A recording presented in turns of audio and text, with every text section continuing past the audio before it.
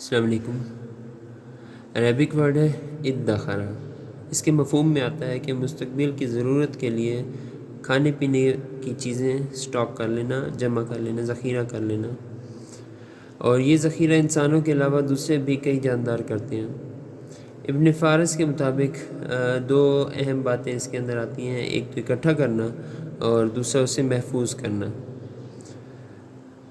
اسی سے ہے کہ جمع شدہ چیز کو ذخیرہ اور ذخیرہ کہتے ہیں۔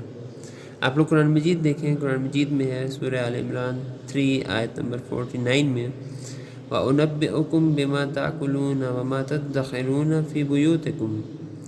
حضرت عیسیٰ علیہ السلام نے کہا، اور جو کچھ تم کھا کر آتے ہو اور جو اپنے گھروں میں جمع رکھتے ہو سب تم کو بتا دیتا ہوں۔